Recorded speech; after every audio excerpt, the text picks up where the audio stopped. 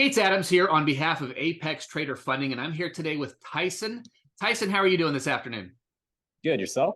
I'm doing great, thanks. Thanks for taking a little time and sharing it with me this afternoon. Obviously, there's a reason that we have you here, and ultimately that's because, like every one of these other interviews, you have achieved what it is that every funded trader is looking to achieve, which is to take money out of the process, out of the business. So, first of all, congratulations on your recent payout with Apex Trader Funding. Of course. Now, just to kind of paint the picture, I guess, for everybody, let's take a few steps back and kind of figure out how you got here. So first of all, Tyson, how long have you been trading? Just under a year, mostly. Okay. Yeah, kind of was looking for a way to use generate another income, so to speak, side income, not necessarily replace my primary job, but just being able to access more stronger income and improve my life situation. Perfect. Now, what actually brought you to trading in the first place? Where did you find the bug, so to speak? The idea of, well, I have a quantitative background, science background. So the idea that you can like place a valuation on a company and that can increase or decrease based on what happens. Mm-hmm. It was always a fundamentally interesting idea. And that you could make money doing it meant, of course, I was interested and wanted to apply kind of like my scientific background to this idea and perhaps profit from it, just using knowledge to be able to generate income more or less. So. Wonderful. So where did you start? Did you start with futures or did you start with something else? Honestly, fell into the trap of options like everybody else does. You were describing it, and I kind of had a feeling.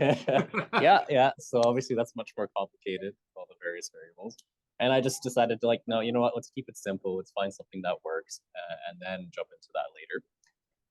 So probably similar story to many people. I started with my own capital, threw it into a few options. A lot of those went to zero. Not so great of a start, right? So. Took a step back, found something much simpler, which is the futures contract, just goes up or down. But I didn't really want to use a ton of my own capital. So then I started looking into trading firms such as Apex and just kind of comparing them, what kind of features they had, where I wanted to go, could I scale once I had a strategy that I liked, and how much I could, how long I would have to spend with them before I was ready, those sorts of things.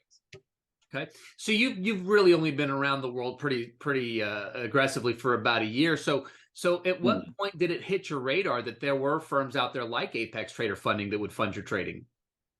How did Honestly, it took a while because I would spend a lot of time on like Twitter or just kind of going through threads trying to see what was going on or following various traders that were doing futures trading, especially on Twitter.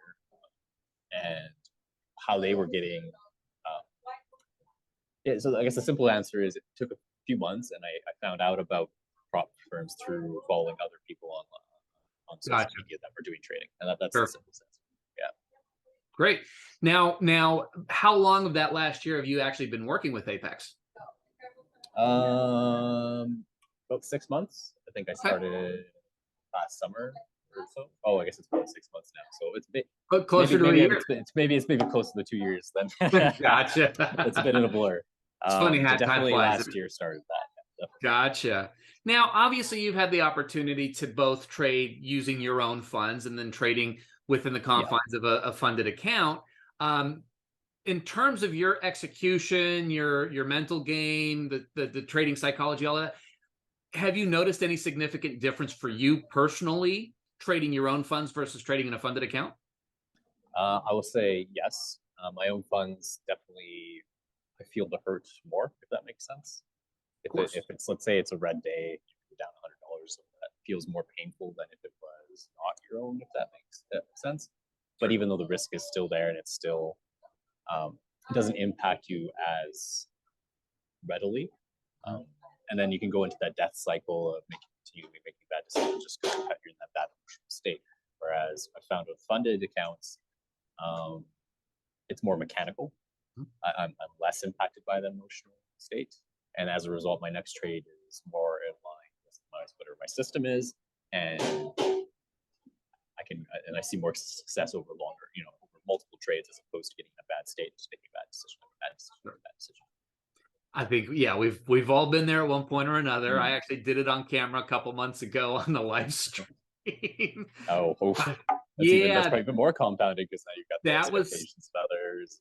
That was definitely a little painful, and even as I was going through it, I was saying, "Hey, I'm making some mistakes here. I think I might be melting down." And you look back at it, and you're like, "Yep, that's exactly what was going on." But yeah, we all have those days, and they can be impacting. But I don't know, for me as well. I mean, the impact is significantly less when it's not a deposit that you've made. Yes, absolutely. When you're operating in a funded account, you lose $100. That's $100 worth of profit that you've lost, but it's not that initial outlay, so people tend to see it a little bit differently. Now, without necessarily mentioning any names, as you went down the process of looking for a funded company or a funding company, did you look at and or try any other companies? Yes, I actually did. I tried, I found, and then Apex, of course, those were the three that I tried. What for you? What was the crux that made Apex the decision for you ultimately? Crux was the flexibility of leverage, let's call it. So I can, and the consistency and the rules. Simply put, the rules are less strict, and with Apex, with respect to like every day. So like you can only make so much, for example, if you earn a trade per day, or you won't be able to withdraw it. I know there's similar rules in Apex, but it's not as strict. And so if there's ever an opportunity for scaling, I found that Apex's model of just getting more accounts and then scaling them with a trade copier was less restrictive and more accessible than the other firms, which usually have you like go through a hierarchy of like you trade at this level for a while, and then they increase the amount you have available. Sure. So that the crux with me is that there was much more freedom and flexibility with Apex, and of course you guys have the best rate of payout. Like you do 90% splits with your traders. All the other firms basically do to 80.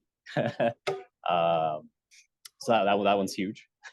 And then just the flexibility of being and then one other point I'd like to make is that because you can get like say 20 accounts with Apex, and a lot of trading is psychologically based, you can use that scaling to trade the smaller amounts, like one MES contract if you're an ES trader, and spread that risk across the 20 accounts, and then with the trade copier, of course. And then if you have a bad trade, you're only down $20, even though you've got the scale and the leverage. And mentally, that doesn't affect you as much as, let's say, if you traded just a regular mini lot, that would be down $200 in that one account, right? And there's something about just seeing, especially when you're trading with the micros,